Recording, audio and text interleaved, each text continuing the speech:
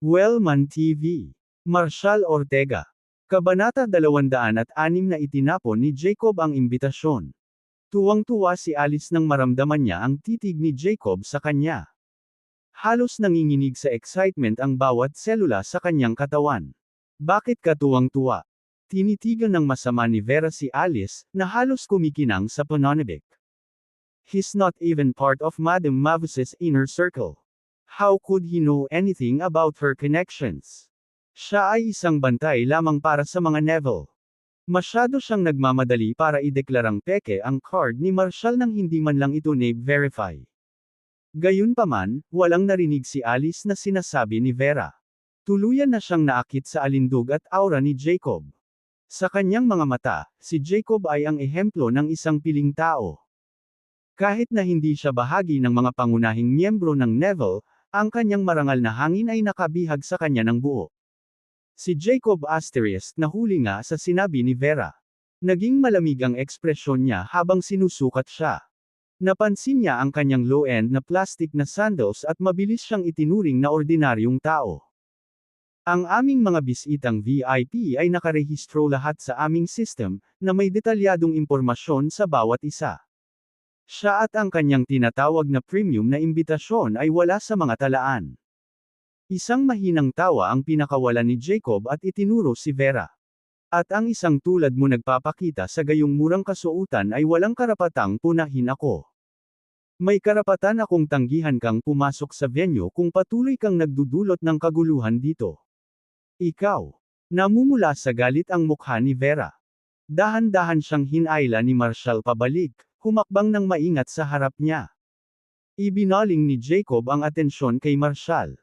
Wala pa ring pakialam ang kanyang ekspresyon ngunit may kislap na panghahamak ang kanyang mga mata. Umalis ka na dito, kaagad.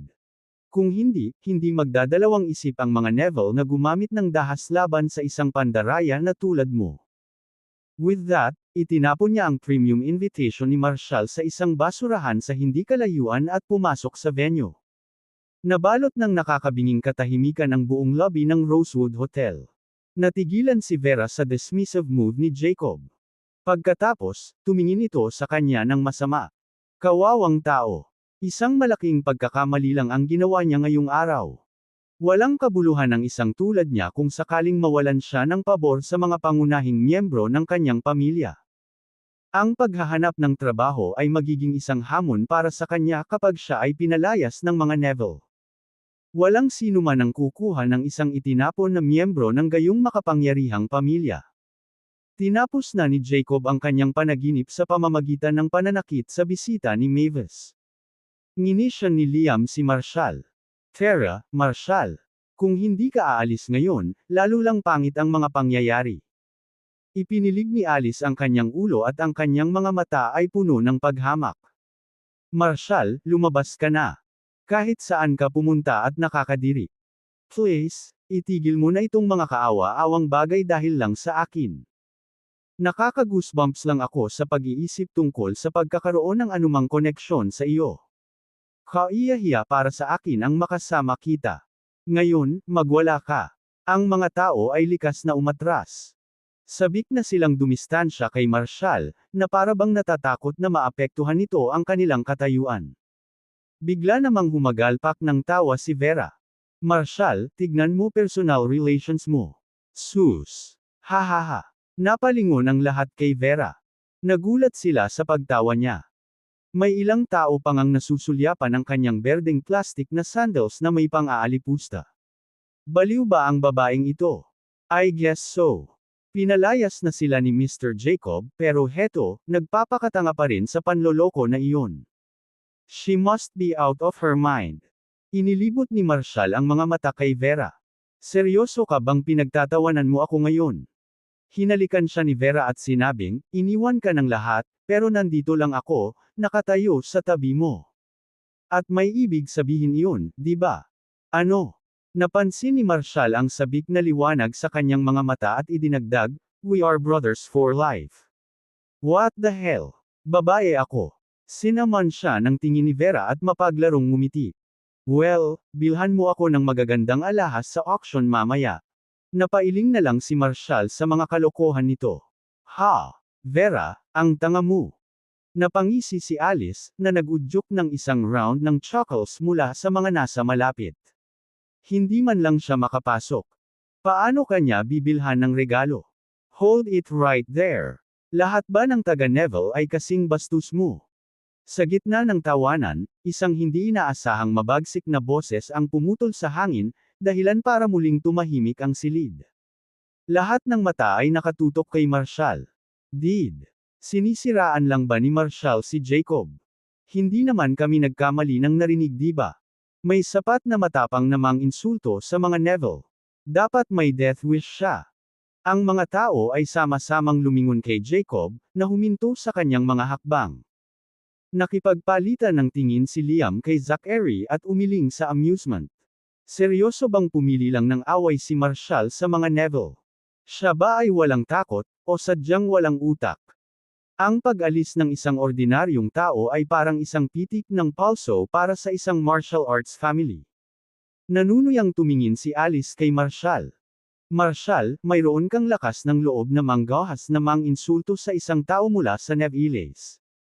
Napasulyap siya kay Vera, senyales ng mapilit. Vera, lumayo ka kay Marshall, ngayon na. Kung hindi, malalagay mo kaming lahat sa matinding gulo. Hindi pinansin ni Vera ang babala ni Alice at pinagmamasdan ng may interes si Jacob, na tumalikod, ngayon ay mabagal, sadyang mga hakbang patungo kay Marshall. Bakas ang galit ni Jacob. Ako ba kinakausap mo? Nginisyo niya. Mahina hong tumango si Marshall. I'll only give you one chance. Grovel at my feet and apologize to me. Tumawa si Jacob na hindi makapaniwala. Haha, sino sabi? Hindi ako nag-abala sa iyo dahil para kang langgam sa akin pero parang nagkakamali ako. Pagbabayaran mo ang halaga para sa pag-insulto sa mga Neville. Agad na sumugod si Alice. Marshall, humingi ka kaagad ng tawad kay Mr. Jacob. Baka makaalis ka rito ng buhay kapag ginawa mo yun. Kung hindi, maaari mong kaladkarin kaming lahat pababa kasama mo. Basura. Magwala ka. Tinabi ni Marshall si Alice at nakipagtitigan kay Jacob. Ang iyong pagkakataon ay nawala. Hindi inaasahan ni Jacob na sinuman ang tunay na sasalungat sa mga Neville. Nagdilim ang kanyang ekspresyon habang mabilis na tumango sa isa sa mga lalaking nakatayo sa kanyang likuran. Ibaba mo siya. Siguraduhin niyang iluluhod niya ang natitirang bahagi ng buhay niya. Malamig niyang utos. With that, tumalikod na si Jacob at umalis. Yes, Mr. Jacob. Ang lalaki ay naglunsad ng isang matulin, mabangis na sipa patungo sa mga binti ni Marshall. Hingal na hingal ang mga tao habang sila ay nanunood ng may katakutan. Naawa ang lahat kay Marshall. Ang sinumang nakakaunawa sa martial arts ay maaaring makakita ng lalaking ito ay isang sinanay na manlalaban.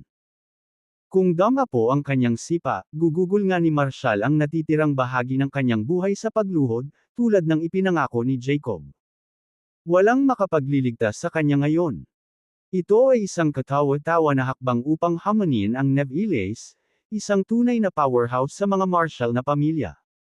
Si Vera na kanina pa nakatayo sa gilid ni Marshall ay biglang yumuko sa likod niya sa takot. Binuhat siya ni Marshall at inikot sa himpapawid ng walang pag-aalinlangan. Wham! Sa kalagitnaan ng pag-ikot, saktong dumaong ang paa ni Vera sa likod ng lalaki. Hindi niya nakuha ang kanyang marka, noontog ang ulo sa salamin na pinto ng lobby na may nakakabinging kalabog habang nabasag ang salamin sa paligid niya. Nahulog ang lalaki sa sahig at nawala ng malay sa lugar. Ha! Si Vera, kasama ang lahat ng nasa lobby, ay napabuntong hininga sa lubos na hindi makapaniwala. Isang babae ang nagpabagsak sa isang Neville guard sa isang sipa. Habang marahang ibinababo siya ni Marshall, tumingin si Vera sa paligid sa nakatulala na katahimikan. Did I knocked out him with one kick? Tama. May tinatago kang talento, nakangiting sabi ni Marshall, naglabas ng panyo para casual na panasan ang kanyang mga kamay. Nakaturo kay Jacob, idinagdag niya, kung susubukan niya ang anumang bagay, maaari mo rin siyang patumbahin. Natigilan si Jacob. Hindi niya inasahan ang ganitong eksena. Nabasag ang kanyang kalmadong harapan, at nag-alab ang nagyayelong galit sa kanyang mga mata habang nakatitig kay Marshall. Humihingi ka ng kamatayan. Pagkatapos ng maikling sandali ng pagkabigla, itinuro ni Alice ang nanginginig na daliri kay Marshall. Marshall, how could you dare lay a hand on someone from the Neviles? Magmakaawa ka kay Mr. Jacob for forgiveness right now, or hell, get lost. Stop your annoying stupid nonsense. Pinutol siya ni Marshall ng malamig at naiinis na tingin. Nakaharap ngayon si Jacob kay Marshall. I'll give you one last chance. Lumuhad at basagin mo ang dalawang kamay mo. Tumahimik ka. Ngumuso si Marshall at hinampas ng mabilis at malakas na sampal ang balikat ni Jacob. Basag. Napaluhod si Jacob. Ang marmol na sahig sa ilalim niya ay nahati sa mga pira-piraso sa ilalim ng puwersa. Ang mga tao ay natakot sa pinangyarihan. Si Jacob ay napilitang lumuhod.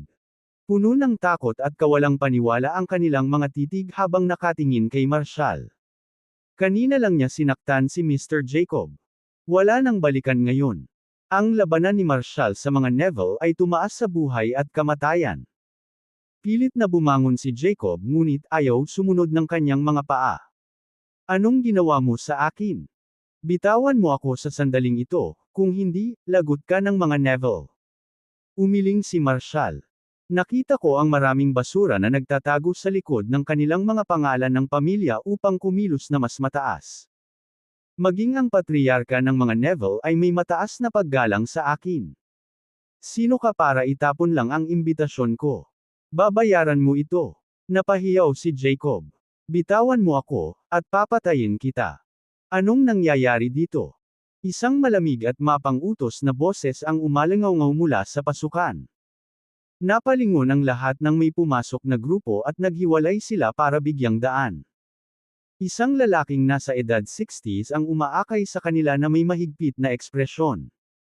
Siya si Anthony Neville, butler ng mga Neville, at ang kanilang nangungunang martial artist. Alam na agad ng lahat ng nakakilala kay Anthony na tapos na si Marshall para sa araw na iyon. Mr. Anthony. Napasigaw si Jacob sa hapdi. Iniinsulto ng walang pakundangan na ito ang mga Neville. Patayin mo siya. Kabanata 207 Anthony Neville. Ilang taon na ang nakalilipas, sumiklab ang matinding salungatan sa mga pamilya ng martial arts ng Southeast Orientia at Draconia, na lahat ay nag-aagawan para sa mahalagang mga mapagkukunan ng pagtatanim. Ang mga Neville, na nagsimula pa lamang na umangat sa hanay ng mga makapangyarihang pamilyang ito, ay nadala sa labanan. Marami sa pinakamalakas na mandirigma ng Neville ang nahulog sa brutal na pakikibaka para sa mga mapagkukunan. Ang iba pang mga martial arts na pamilya sa Southeast Orientia na rehiyon ay matagal nang nagnanais ng cultivation sanctuary ng Neviles. Sa unti-unting paghina ng mga Neville sa labanan, tahimik na naabot ng 12-dosenang mga pamilya ng martial arts ang iisang layunin. Nagkaisa sila sa layuning lipulin ang mga Neville at kunin ang kontrol sa mayamang yaman sa loob ng Draconia. Ang alyansang ito ay isang banta sa kabuuang pagkawasak ng mga Neville. Sa harap ng isang hamon mula sa isang dosenang martial arts family expert, ang patriarch, Tristan Neville, ay umatras sa pintuan ng cultivation sanctuary ng pamilya. Pinaalis niya ang lahat ng miyembro ng pamilya at mga alagad, na nangakong ipagtanggol ang santuwaryo sa kanyang buhay. Noong panahong iyon, si Anthony ay isang gwardya lamang na nakatalaga sa pagbabantay sa santuwaryo. Ang kanyang dating mapayapang buhay ng paglilinang ay itinapon sa kaguluhan ng biglaang sakuna, na nagtulak sa kanya sa puso ng isang mabangis na bagyo. Sa pagtanggi na talikuran ang santuwaryo, nakipaglaban si Anthony ng buong lakas kasama si Tristan. Sa kanilang mga huling sandali, siya at si Tristan ay nag-activate ng mga mekanismo ng depensa ng santuwaryo, na nag-aalis ng mga nanghihimasok at nasecure ang napakahalagang mapagkukunan ng mga Neville. Mula sa araw na iyon, naging maalamat ang pangalan ni Anthony sa mga pamilya ng martial arts. Ang kanyang presensya ay nagpapanatili sa mga Neville na ligtas at maunlad sa loob ng mga dekada, na walang sinumang nang ahas na hamanin sila ng basta-basta. Si Anthony ang naging pinakapinagkakatiwalaang tiwala ni Tristan, na may hawak na posisyon ng lubos na paggalang sa loob ng Neviles. Nanlilisik sa galit ang mga mata ni Anthony nang pumasok siya sa lobby ng Rosewood Hotel at nakita ang kalagayan ni Jacob.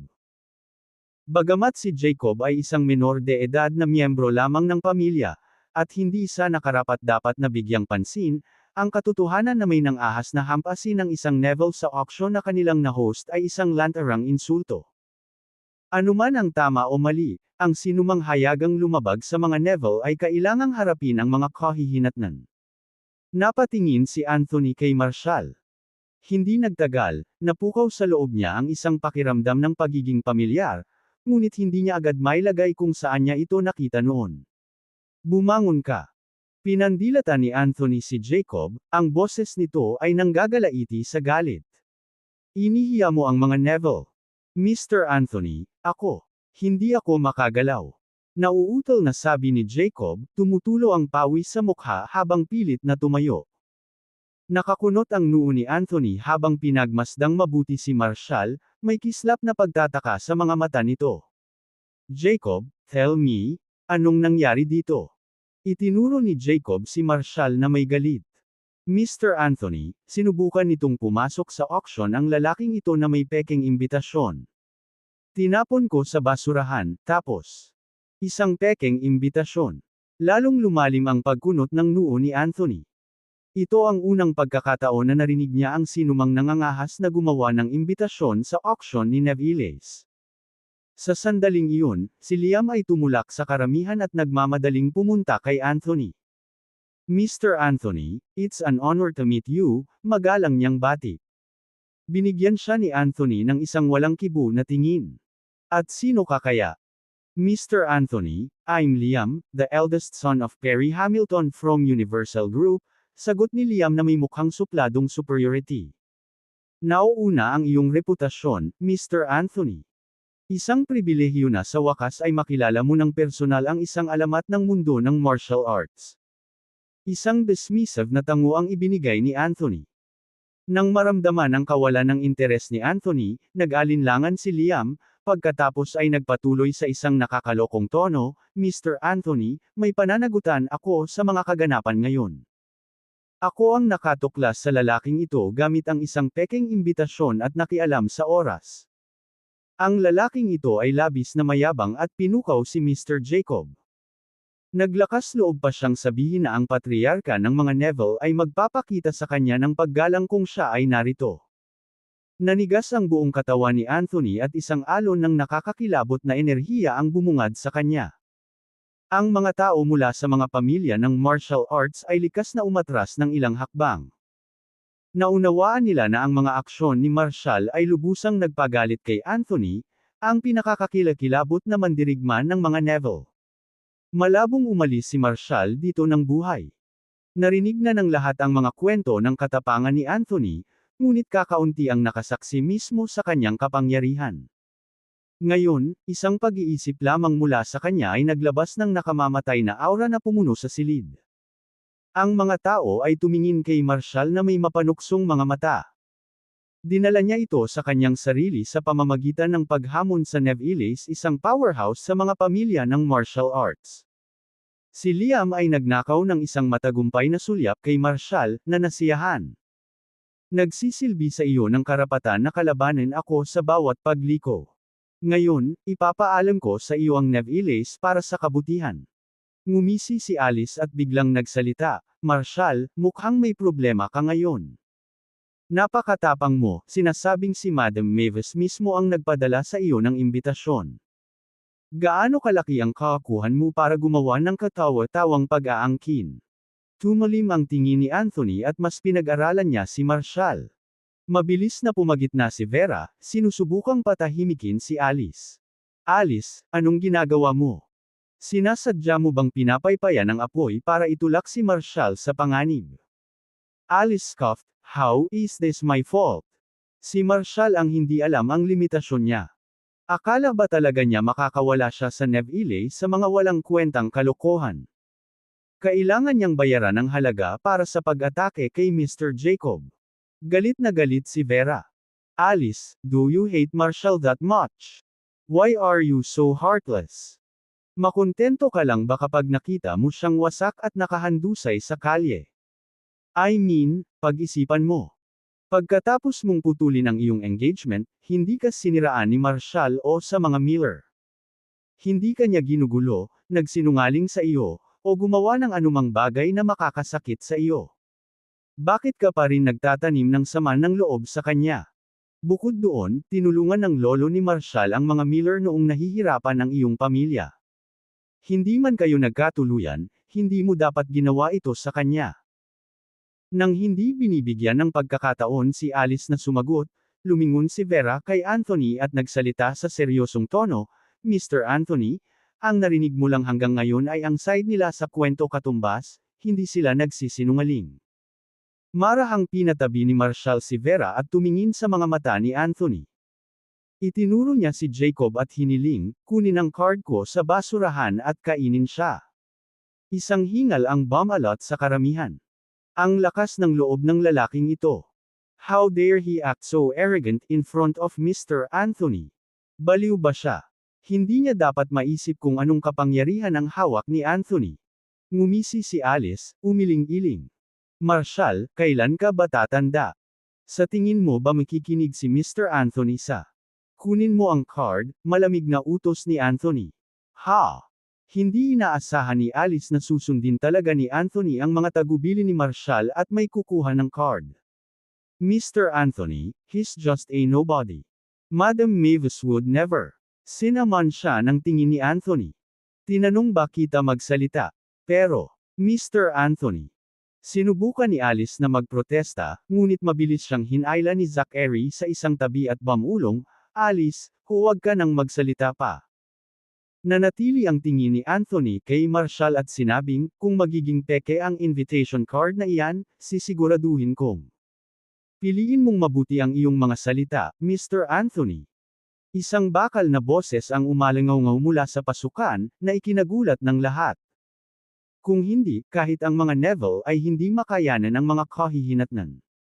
Ang mga mata ni Anthony ay kumikislap na may nakamamatay na layunin nang lumingon siya sa pinanggalingan ng boses. Nagpalitan ng nalilitong sulyap ang lahat nang pumasok sina Daphne at Rita sa silid.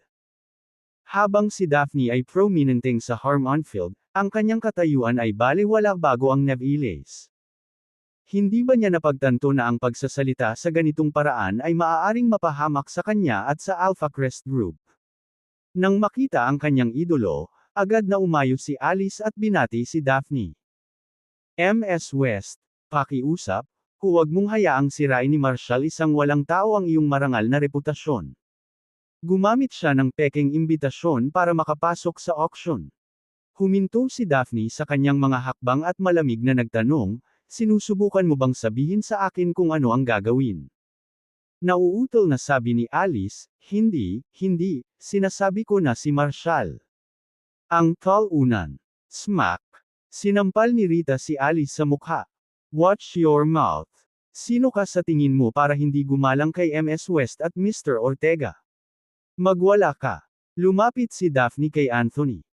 Mr. Anthony, naniniwala ako na bago ka pumunta sa Harmonfield, parehong binigyan ka ni Mr. at Mrs. Neville ng mga tiyak na tagubilin, tama ba?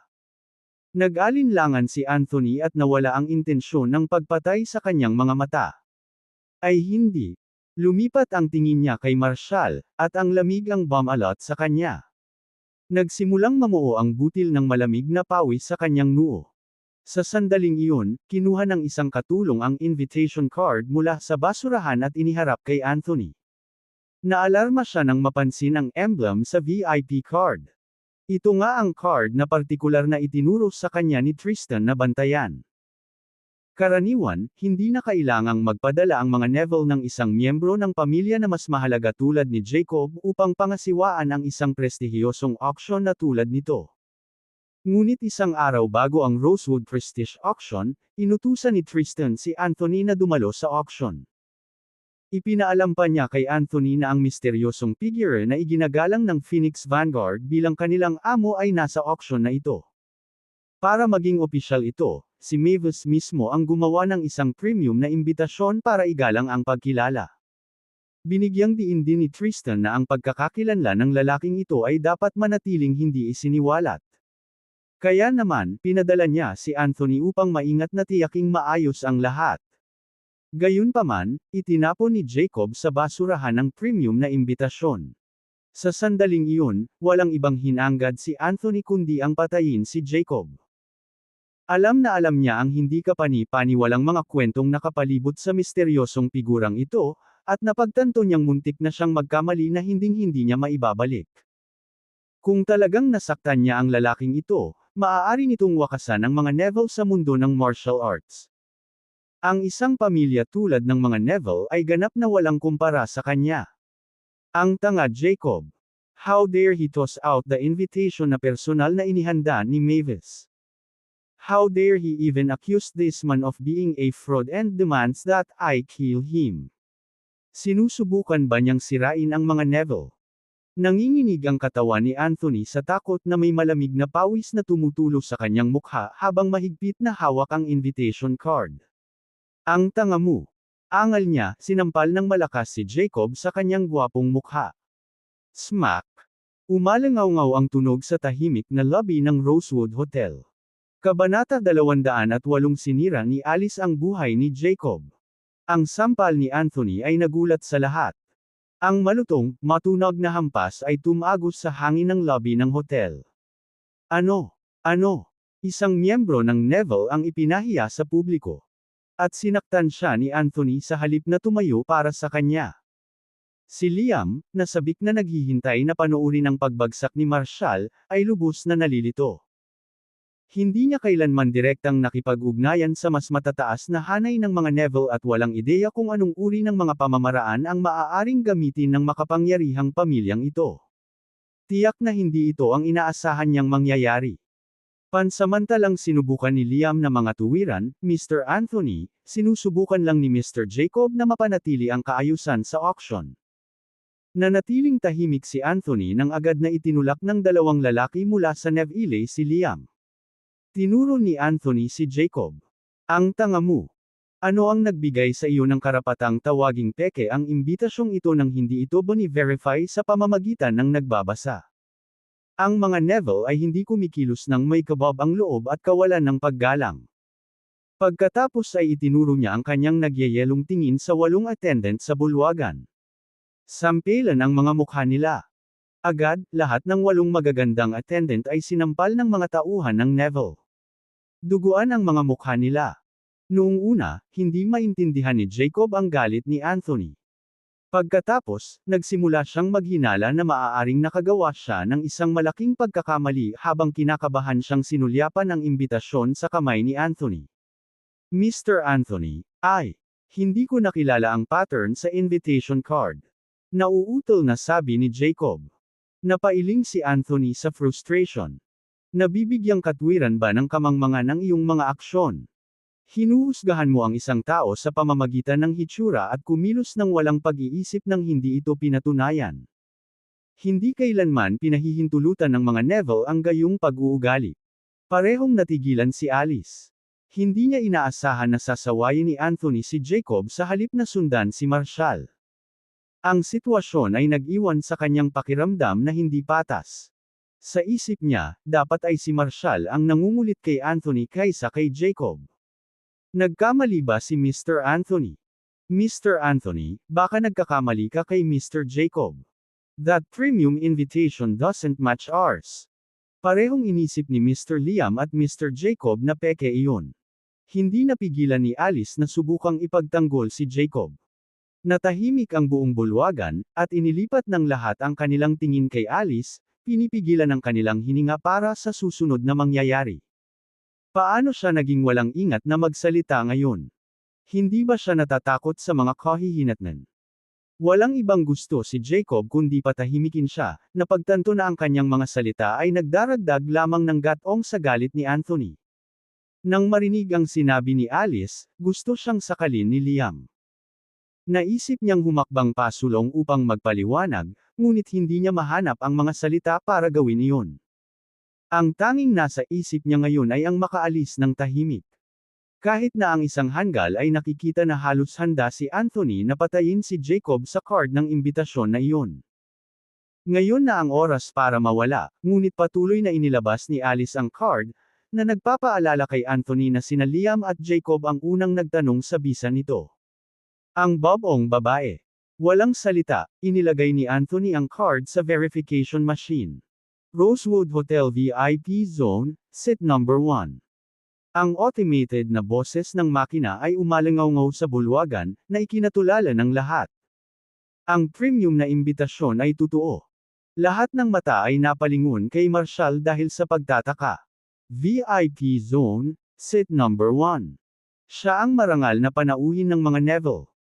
At gayon paman, si Liam at ang kanyang hanggal na entourage ay tinutuya lamang siya bilang isang mababang buhay. Hindi nakakagulat na galit si Anthony. Naparalisa si Jacob dahil sa panghihinayang. Naunawaan niyang mabuti na ang kanyang pabigla-bigla na paghuhusga ay nagdulot lamang sa kanya ng kanyang buong karera sa Neville's. Gumapang siya sa paanan ni Marshall. "I'm so sorry, Mr. Ortega," pakiusap niya. "Patawarin mo ang aking kamangmangan." Isang bulungan ng pagkabigla ang bumalot sa karamihan. Si Jacob, isa sa mga promising young elites ng Neville's, na maaaring magkaroon ng pagkakataong sumali sa inner circle ng pamilya, ay sinira lang ang kanyang magandang kinabukasan sa isang hanggal na gawa. Nanginginig si Liam nang ma-realize niya ngayon na genuine pala ang imbitasyon ni Marshall. Naalala niya ang sinabi ni Marshall kanina na ipinadala sa kanya ni Mavis ang card na ito. Iyon lang ay nagbigay ng maraming impormasyon at nagtaka siya tungkol sa pagkakakilanlan ni Marshall. Hindi na alam ni Liam kung ano ang iisipin kay Marshall. Gayunpaman, tumanggi pa rin si Alice na maniwala na si Marshall ay talagang nagtataglay ng VIP Zone Premium na imbitasyon sa auction. She stepped forward and said, "Mr. Anthony, kahit authentic yung invitation, baka hindi kay Marshall yun. Tiyak na ninakaw niya yun sa iba. You're being unfair to Mr. Jacob." Sumiklab ang galit ni Jacob. Sobra naman ang babaeng ito. Inabot niya, hinawakan si Alice, at sinampal siya ng malakas sa mukha. "Kawawa ka. Wala kang kinalaman ang ginawa ko. Magsabi ka pa, at papatayin kita." Gulat na tinitigan siya ni Alice na nahihilo dahil sa sampal. "Ano sa lupa ang nangyayari? Pinagtatanggol ko siya, pero sinampal niya ako." Nawala ba sa isip niya si Marshall? Hindi pinansin si Alice, itinulak ni Anthony ang paanyaya sa bibig ni Jacob. "Lunok ka, tanga. Sa ngayon, hindi ka na bahagi ng mga Neville." Nagpanik si Jacob at nagmakaawa, "Mr. Ortega, please forgive me." Hindi siya pinansin ni Marshall at naglakad na siya papunta sa auction hall. Hinawakan ni Alice ang kanyang nanunuot na pisngi habang pinagmamasdan ang umaatres na figure ni Marshall, na nakakaramdam ng lubos na pagkataranta. Ang marangal na si Jacob ay napahiya at pinaalis sa Neville dahil sa isang invitation card. Invitation card ni Marshall. Paano naging posible iyon? Hindi siya makapaniwala. Paano magiging mas mahalaga ang isang tulad ni Marshall, isang hamak na walang tao, kaysa kay Mr. Jacob? Wala itong saysay. Napansin niya tuloy sina Daphne at Rita na nakatayo sa tabi ni Marshall. "Marshall, hamak ka. Sino ang nakakaalam kung ano ang ginawa mo para linlangan si MS West?" Dapat ay pinarusahan ng mga Neville si Jacob bilang paggalang kay Daphne. "Marshall, tumigil ka nga dyan." Sigaw ni Alice sabay turo sa kanya. Sinubukan siyang hilahin ni Zachary pabalik, ngunit huli na ang lahat. Huminto si Marshall, napatingin kay Jacob, at ngumisi kay Anthony. "Well, naalala ko lang sinabi niya na titiyakin ng mga Neville na gugugol ko ang natitirang bahagi ng aking buhay sa aking mga tuhod." Nakaramdam ng lamig si Anthony sa kanyang gulugod.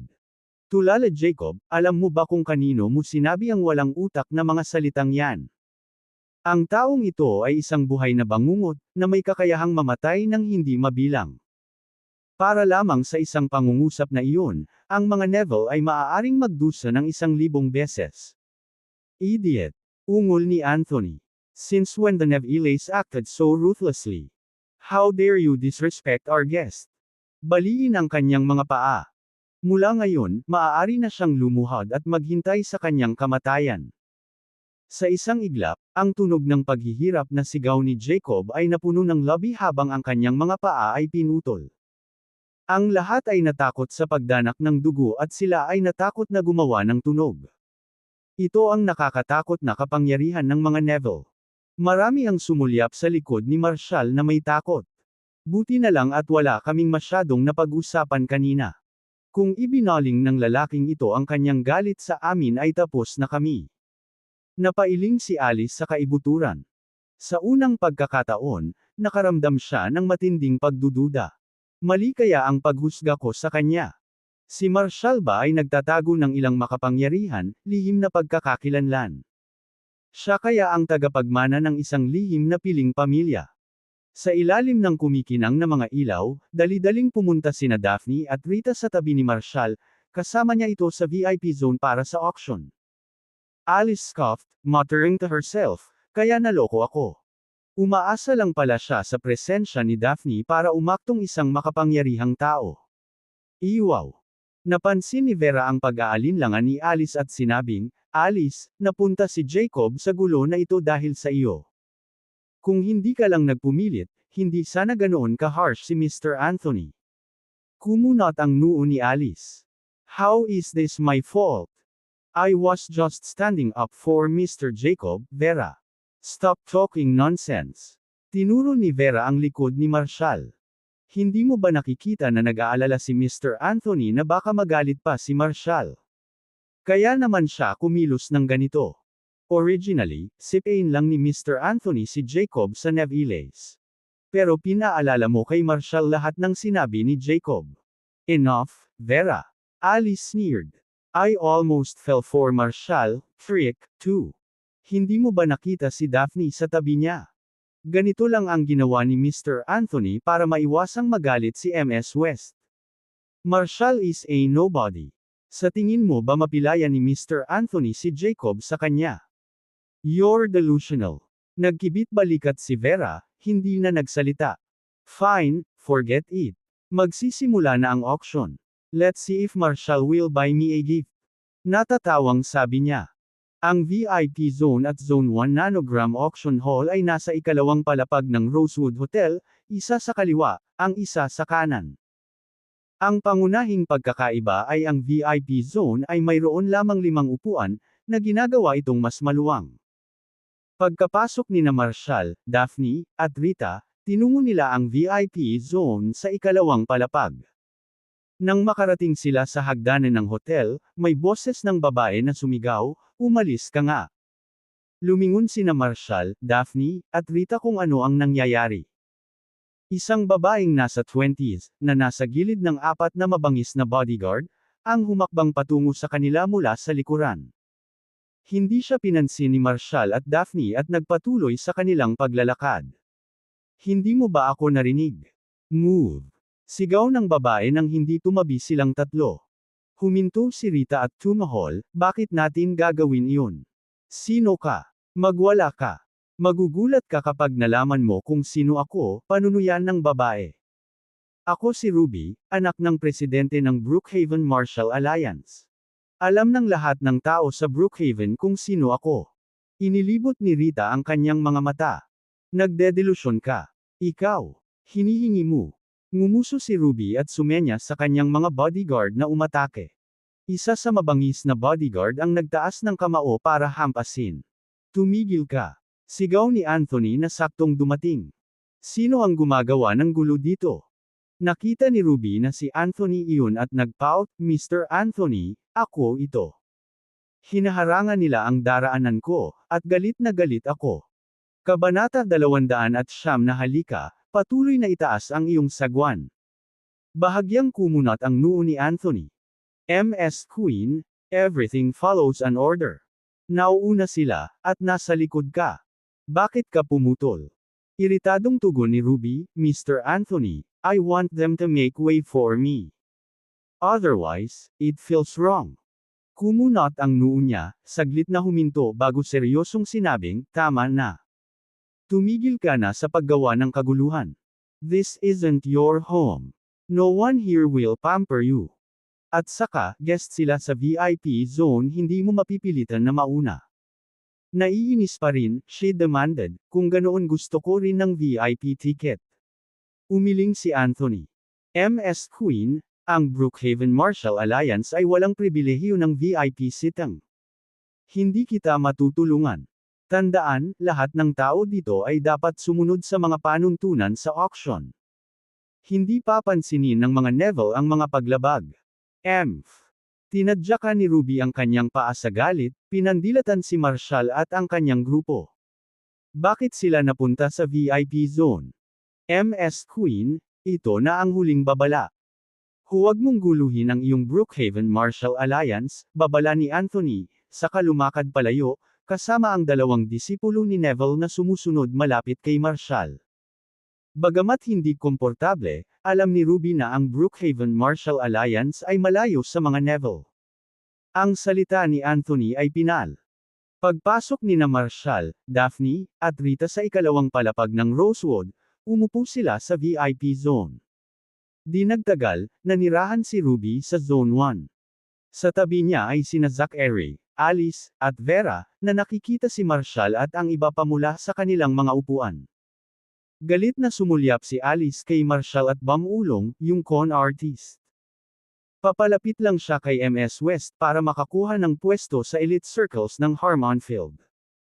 Kapag natapos na ang auction na ito, ididiretso ko si Ms. West. Tumango si Zachary nang may pag-iisip. Hinahangaan ko siya sa panloloko ng matatalinong babae tulad nina Shirley at Daphne. Humalaklak si Vera. Ngunit, Mr. Gill, kung makikita ng mga katulad mo at ni Alice si Marshall, bakit hindi sina Daphne at Shirley? Tama ka. Mataimtim na tumango sina Zachary at Alice. Bakit sila makakasama kung alam nilang manloloko siya? Biglang tumayo si Alice, hinayla si Vera papunta sa VIP zone. Alice, anong ginagawa mo? Naguguluhang tumingin si Vera sa galit na si Alice. Napatikip ng ngipin si Alice. Idol ko si Ms. West. Kailangan kong ilantad sa kanya ang totoong ugali ni Marshall. Hinatak ni Vera ang braso niya. Hindi mo ba nakikita ang mga bantay ng Neville doon? Kung ayaw mo ng gulo, umupo ka na lang. Tandaan, ang pagsisimula ng isang eksena dito ay maaaring mag-drag sa iyong pamilya sa mga problema. Kung nasaktan mo ang mga pamilya ng martial arts, hindi ka na magkakaroon ng pagkakataon na humingi ng awa. Dagdag ni Zachary. Alice, calm down, simula na ang auction. I'm hoping to bid on an engagement gift for you. Nag-aatubili, bumalik si Alice sa kanyang upuan, ngunit hindi bago tumitig kay Marshall. Sumulyap si Vera sa kanya at nagpadala ng mabilis na mensahe na may kasamang lipstick na emoji, Marshall, birthday ko na sa loob ng 3 araw. Get me something nice. Sagot ni Marshall na may kasamang baboy na emoji. Ladies and gentlemen, welcome sa Estorid's Rosewood Prestige Auction. Opisyal na sinimula ni Zaid Neville, ang auction manager ng Neville's Auction House, ang kaganapan. Ipinakilala niya ang istruktura ng auction 2 halves, na may maikling intermission. Sa unang kalahati ng kaganapan, binalak nilang mag-auction ng mga luxury item tulad ng mga antik at usong alahas. Sa panahon ng pahinga, ang mga dadalo ay maaaring makisali sa kanilang mga aktibidad o humiling ng mga espesyal na pagtatanghal mula sa organizing committee. Halimbawa, nasiyahan ang ilang kabataan sa pagkakataong ito upang ipahayag sa publiko ang kanilang mga damdamin, mag-alok ng kasal, o kumuha ng mga personal na sandali pagkatapos ma-auction ang mga luxury item. Sa ikalawang kalahati, isusubasta ang mahahalagang halamang gamot at tabletas. Pagkatapos ng mabilis na pangkalahatang ideya ng format ng auction, lumipat si Zaid sa segment ng luxury jewelry. Ang unang item para sa bid ay ang pinakabagong trendy ring ng taon Blossom Rain. Ang disenyong ito ay nilikha ng kilalang taga-disenyo, si Dylan Westfield, mula sa South Korea. Isang staff member ang nagpresenta ng Blossom Rain, pinatingkad ito sa ilalim ng mga makukulay na ilaw sa entablado, na agad na nakakuha ng atensyon ng mga babaeng dumalo. Ladies and gentlemen, ang panimulang presyo para sa Blossom Rain ring ay 5 milyon. Anunsyo ni Zaid. Habang nawawala ang kanyang mga salita, na puno ng nakaka-relax na Saturday ang silid. Ang nakaistilong brilyante na singsing na ito ay hindi nagdulot ng labis na pananibik, nagsisilbi lamang bilang isang warm-up para sa auction. Nakinig ng mabuti si Zachary habang inilarawan ng auctioneer ang brilyante na singsing ng Blossom Rain, na nagniningning ang kanyang mga mata. Bumaling siya kay Alice at masiglang sinabi, "Alice, ibibid ko itong Blossom Rain bilang proposal gift para sa iyo. Kapag nanalo ako, tatanungin ko ang komite kung maaari akong mag-propose sa intermission." Hindi na-impress si Alice. Naisip niya na ang isang singsing na nagsisimula sa 5 milyon lamang ay nakakahiya para sa isang panukala. Nag-alinlangan siyang sumagot. Nang mapansin ni Zachary ang kanyang sama ng loob, sinubukan siyang pakalmain. Alice, ang singsing na ito ay pinangalan ng Blossom Rain, napakagandang pangalan. At ito ay ginawa ng isang mahuhusay na designer. Gusto kong maging makabuluhang proposal ring ang unang item ng gabing ito, anuman ang halaga nito. 30 million. Katatapos lang magsalita ni Zachary, sumigaw si Marshall mula sa VIP zone. Nilalayo niyang ibid ang halagang iyon para maibigay niya ang singsing ng direkta kay Vera, umaasang ititigil na nito ang pagmemensahe sa kanya. Pagkatapos ng bid ni Marshall, tumahimik ang silid habang nagtataka ang lahat kung sino ang nagsalita. Ang singsing na ito ay nagkakahalaga lamang ng mga 5 hanggang 6 na milyon sa merkado, at kahit na ito ang pinakabagong disenyo, hindi ito nagkakahalaga ng 30 milyon. Nang malaman ng mga tao na ang bid ay nagmula sa VIP zone, walang nang ahas na magkomento pa. Ang mayayaman ay maaaring kumilos kung ano ang gusto nila. Nang malaman ni Alice na si Marshall ang nagbibid, natuwa siya. "Mr. Gill, I want this ring. You have to win it." Narinig ni Ruby ang kanilang usapan at ngumisi kay Alice. Gayunpaman, hindi pinansin ni Alice ang pangungutya ni Ruby at tumutok sa pagkapanalo sa singsing na diamante ng Blossom Rain, determinadong malampasan si Marshall. Nang marinig ni Zachary ang 30 million bid ni Marshall, pinili niyang huwag makipagkompetensya. Ang presyo ay tila mapangahas para sa isang singsing na ganoong halaga. Nang mapansin ang pag-aalinlangan ni Zachary, hinimok siya ni Alice, "Bilasan mo at itaas mo ang iyong paddle. Kung hindi, kukunin ito ni Marshall." Blossom Rain, 30 milyon, isang beses. 30 milyon, 2 beses. Tumawag ang auctioneer. Nag-alinlangan si Zachary, nakaramdam ng pagkabigo. Hindi niya inaasahan ang isang singsing na nagkakahalaga ng 5 hanggang 6 na milyon ay biglang tumalon sa 30 milyon. Kung bumili siya ng isa sa isang tindahan ng alahas, maaari siyang makakuha ng ilan sa presyong iyon. Hinala niya sinasadya ni Marshall. "Magbibid ka ba o hindi?" Putol ni Alice, manipis ang kanyang pasensya.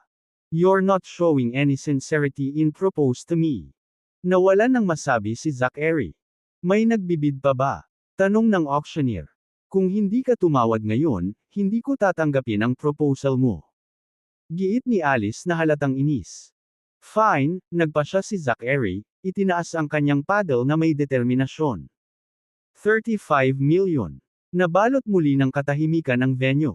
Ano ang nangyari ngayong gabi? Ang pagbid para sa gayong maliit na bagay ay hindi kapani-paniwalang matindi sa simula pa lang. Nakakagulat na makita ang mga taong nakikipagkumpetensya sa isang simpleng singsing na diamante. Ang nagsimula bilang isang kalmadong kapaligiran ay biglang naging dramatiko. Sa sandaling natapos ni Zachary ang kanyang pangungusap, casual na nagdeklara si Marshall, 40 million. Nagkagulo ang mga tao. Maging si Zaid ay nagulat nang tumingin siya sa VIP zone. Ibinaling ni Daphne ang atensyon kay Marshall, saka sinulyapan si Zachary sa Zone 1. Agad niyang pinagtagpi-tagpi ang mga bagay. Kung ang unang bid ni Marshall ay naglalayong manalo ng Blossom Rain, ang kanyang pangalawang bid ay may ibang layunin na gusto niyang pahirapan si Zachary. Nang marinig ni Zachary ang 40 million bid ni Marshall, ang kanyang isip ay tumatakbo. Wala sa sarili ang lalaking ito. Alam na ang singsing ay nagkakahalaga lamang ng 5 milyon, nais pa rin ni Marshall na mag-alok ng 40 milyon para dito. Ito ay hindi isang bihirang piraso, isang bagong disenyo lamang. Nagkakahalaga ba ito ng napakataas na bid? Alice, kung magpapatuloy tayo sa pagbid, medyo nagiging katawa-tawa ito, sabi ni Zachary. Si Alice, gayunpaman, ay nginisyan at iginiit, hindi. Kailangan nating makipagkumpetensya kay Marshall. Gusto kong makita kung hanggang saan siya pupunta. Sinulyapan ni Vera si Marshall sa VIP zone, may ngiti sa labi. Samantala, nakasandal sa upuan si Marshall na nakapikit, kitang-kitang nag-e-enjoy sa larong nilalaro nila ni Zachary. Sa panghihikayat ni Alice, nakaramdam ng panghihinayang si Zachary sa kanyang pagsasalita. Hindi niya inaasahan na magbibid si Marshall ng ganoon ka-confident na para bang hindi mahalaga sa kanya ang presyo. Biglang naisip niya na sinasadya ni Marshall. Alice, dapat alam niya na habol namin si Blossom Rain, kaya sinusubukan niya tayong guluhin. We can't fall for it. Tiningnan ni Alice si Marshall na may pang-aalipusta at nanunuya. Alam naman niya sigurong gusto mo akong ligawan kaya naman nakaharang siya. She then urged, Mr. Gill, kahit magastos tayo, hindi natin hahayaang manalo si Marshall. Keep bidding. Go as high as you can. Sa pamamagitan nito, hinawakan niya ang braso ni Zachary at itinaas ang sagwan, sumisigaw, 50 milyon. Oh my gosh! Ano bang nangyayari ngayon? Napasinghap ang mga bisita sa gulat. Ang mga mayayaman ay sadyang kusa. Bakit sila walang ingat na gumagastos ng pera? Ano ang silbi ng mga ganoong kataas na bid? 80 milyon. Tamad na sabi ni Marshall na itinaas ang sagwan habang nakapikit pa rin. Nakakabaliw yan. Nagsitayuan ang mga bisita sa iba pang zone ng auction house, may excitement na nakasulat sa kanilang mga mukha habang nakatingin sila sa VIP zone at zone 1.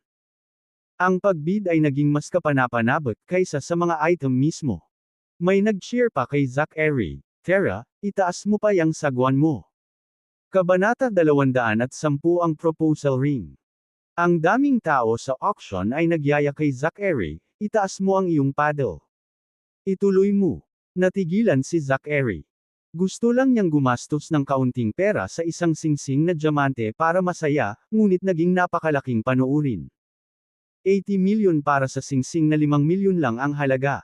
Hindi siya baliw. Dahil sa pangungutya ng mga tao, napaharap si Zachary sa isang mabigat na desisyon. Lalong lumakas sa paligid niya ang mga sigawan para pataasin niya ang kanyang bid.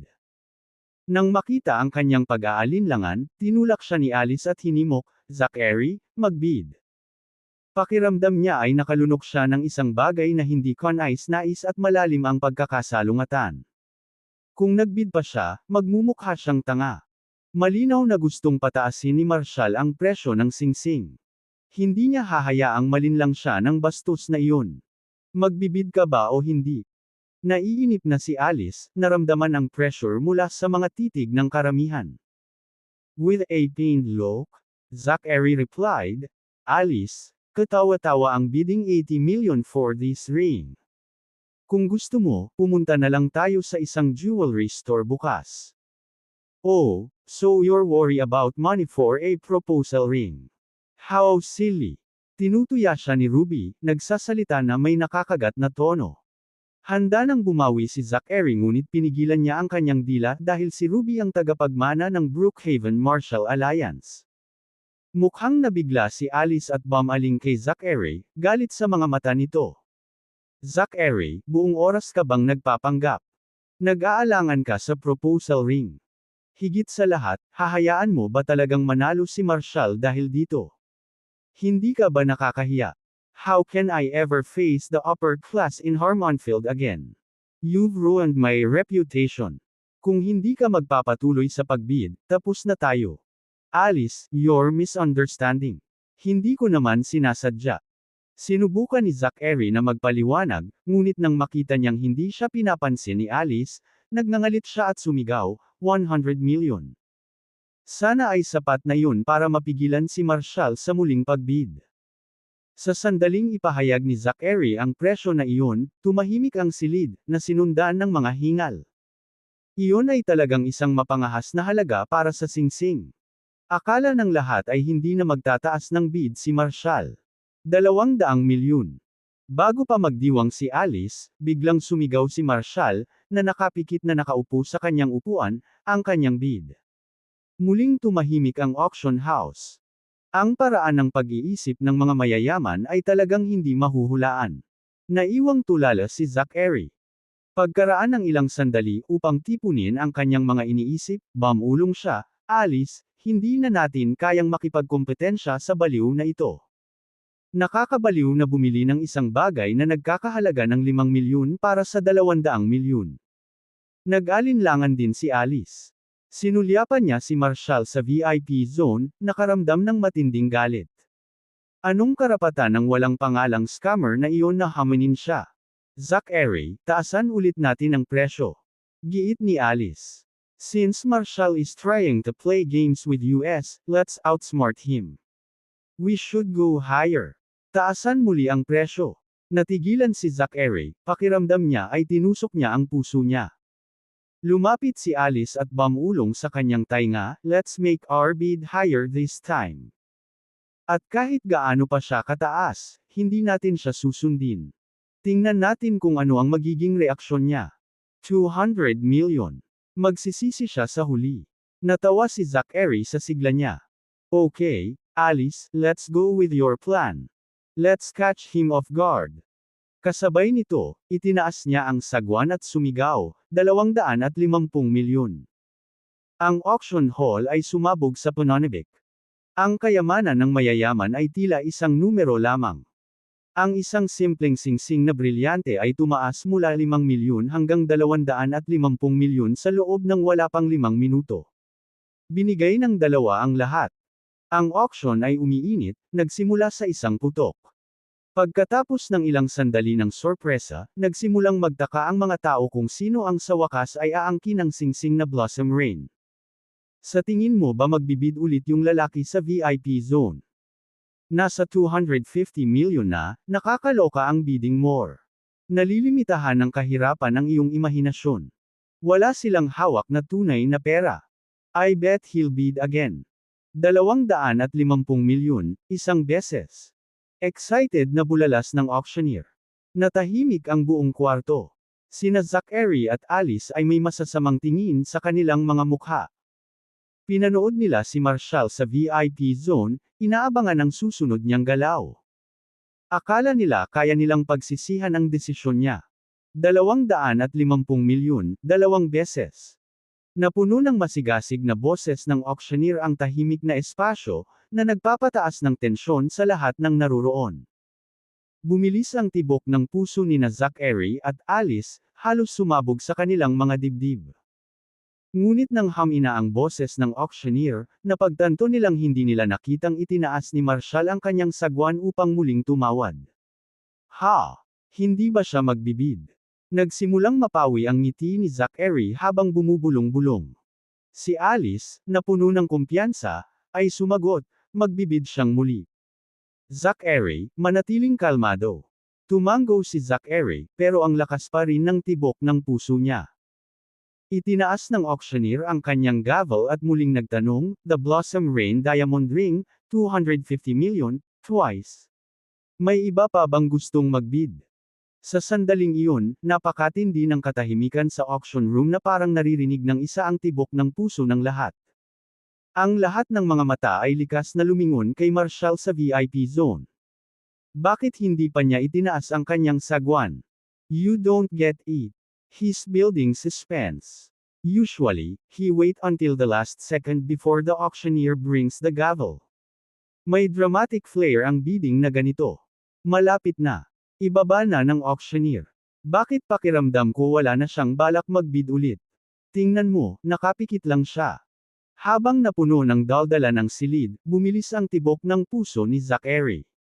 May singkang feeling siya na hindi na itutuloy ni Marshall ang pagbid. 250 million. Nabenta. Nabagsakan ang pambalot ng auctioneer. Congratulations to Mr. Zachary Gill from Zone 1 for winning the Blossom Rain Diamond Ring. Sa isang iglap, nablangko ang isip ni Zachary. Di asterisk man ito. Bakit hindi nagbid si Marshall? Ito ay hindi tama. Auctioneer, ikaw. Masyado kang maagang tumawag. Sigaw ni Zachary, tumayo at tinuro si Marshall. Hindi siya nagbid. Bakit mo ibinaba? Mukhang naguguluhan ang auctioneer. Ano bang pinagsasabi niya? Ganoon ba siya ka-clueless? Sa tingin ba niya kung walang magbid, hihinto ang auction? Isang alon ng tawa ang bumalot sa kaninang tahimik na lugar. Oh my gosh! Is this guy a wealthy tanga? How can he say such ridiculous things? Siguro gumagawa lang siya ng kaguluhan sa lahat ng panahon, nagbibid ng random para guluhin ang mga bagay-bagay. Sa kabila ng mga tawanan at panunuya, nanatiling nakakalimutan si Zachary at sumigaw, Marshall. Natahimik ang silid habang ang lahat ay nagpipigil ng hininga, sabik na marinig ang susunod niyang sasabihin. Marshall, bakit ka tumigil sa pagbid? Galit na tanong niya sabay turo kay Marshall. Isa na namang ikot ng tawanan ang pumutok sa auction hall. Tumaas ang isang kilay ni Marshall, walang pakialam. Bakit ako magbibid? Natigilan si Zachary. Dapat kang magpatuloy sa pagbid at itaas ang presyo. Dapat ba? Humalaklak si Marshall. Hindi ako tanga na gumastos ng 250 milyon sa isang walang kwentang singsing. Ikaw, napailing si Zachary sa galit. Sinisikap mo lang manggulo. Naputol ang pagkalito ni Alice, tumayo, at pinandilatan si Marshall, na galit na sinabi, Marshall, nakakaawa ka. Sumigaw ka ba ng mataas na presyo dahil lang alam mong gustong ibid ni Zachary si Blossom Rain para mag-propose sa akin? Napaka-underhanded. Ikakasal na ako kay Mr. Gill. Ang aming kasal ay naka-schedule sa araw pagkatapos ng piging ni Old Mr. Wright. Marshall, dapat sumuko ka na lang. Hinding-hindi ako magiging interesado sa'yo. You're trying to sabotage my wedding with Mr. Gill. Paanong hindi ka mahihiya sa sarili mo? Tumawa lang si Marshall. Kung hindi mo kayang maglaro, huwag kang magbid. Napuno ng mga bulong ang hangin. Nagbibid para sa isang engagement ring at pagiging napakaliit gaano kapurol. Exactly. Kung hindi mo kayang bayaran, huwag kang magpakatanga dito. Walang pumipilit sa iyo na tumawad. Lahat ng tao ay may karapatang magbid sa isang auction. Walang hiya ang dalawang ito. Hindi na kinaya ni Ruby. Nababaliw na ba kayo? Kanina ka pa nagbibid, tapos ngayon nagrereklamo. Hindi ba nakakahiya? Paano mo mahuhusgahan ang isang engagement ring batay sa pera?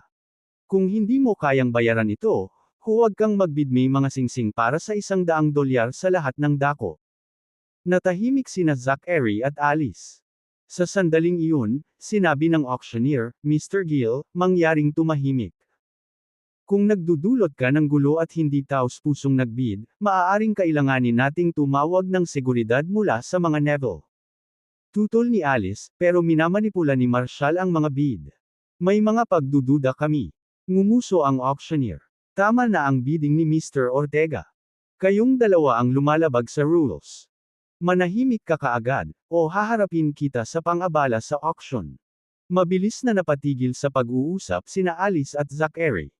Alam nilang magdudulot ng gulo ang galit sa mayordoma ng mga Neville. Walang ganang nagtaas ng kamay si Zachary. Sir, gusto ko sanang humiling ng halftime break. I want to take this chance to propose to Alice and put the Blossom Rain ring sa daliri niya. Walang problema. Walang pag-aalinlangan na pumayag ang auctioneer. Wala naman sigurong thought utol dito, diba? Walang pagtutol. Sabay-sabay na tumunog ang lahat.